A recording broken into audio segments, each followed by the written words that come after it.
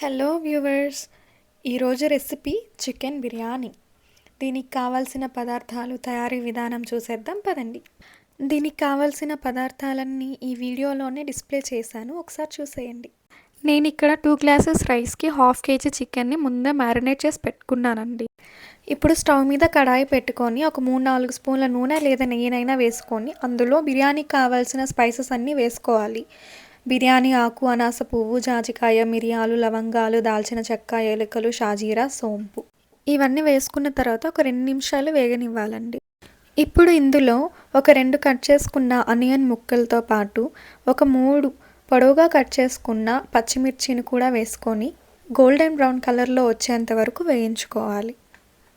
వేగిన తర్వాత ఇందులో ఒక 2 స్పూన్ల జింజర్ గార్లిక్ పేస్ట్ని వేసుకొని పచ్చివాసన పోయేంత వరకు బాగా వేయించుకోవాలి. ఏంటమ్మాయి గారు, మొన్న చికెన్ పులుసు, ఈరోజు చికెన్ బిర్యానీ, నాన్ వెజ్ ఐటమ్స్తో దంచేస్తున్నారా? ఇప్పుడు దీంట్లో ఒక కట్ చేసిన టమాటా ముక్కల్ని కూడా వేసుకోవాలి. ఇప్పుడు ఇందులో ఒక 2 టేబుల్ స్పూన్ల ఉప్పు వేసి మంచిగా మగ్గనివ్వండి. నాకు ఏమైనా వెజ్ ఐటమ్స్ చేస్తున్నారా లేదా? మీకు రసము, బీన్స్ ఫ్రై చేసి పెట్టానుగా.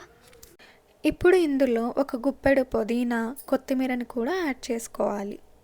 ఇవి వేసి కలుపుతున్నప్పుడు అరోమా ఉంటుందండి, చాలా బాగుంటుంది. కావాలంటే ఇందులో కొంచెం పెరుగు, గరం మసాలా, ధనియాల పొడి కూడా వేసుకోవచ్చండి, బాగుంటుంది. నేనైతే వేయటం లేదు. ఈ మిశ్రమం అంతా ఒక 5 నిమిషాలు వేగిన తర్వాత ఇందులో ముందుగానే మ్యారినేట్ చేసి పెట్టుకున్నటువంటి ఒక 1/2 kg చికెన్ని నేను దీంట్లో వేసుకొని బాగా కలుపుకుంటున్నాను. ఇప్పుడు ఇందులో ఒక 2 టేబుల్ స్పూన్ల వరకు కారం వేసుకుంటున్నాను.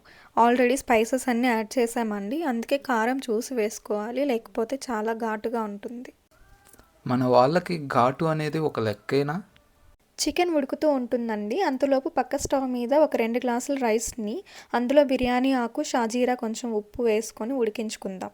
ఇది ఒక 70% ఉడికితే చాలు.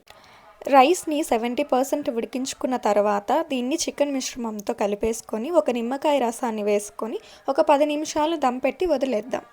అది ఉడికేలోపు మనం దీనిలోకి కావాల్సిన రైతాని ఎలా ప్రిపేర్ చేసుకోవాలో కూడా చూసేద్దాం. రైతా ప్రిపేర్ చేసుకోవడం చాలా ఈజీ అండి.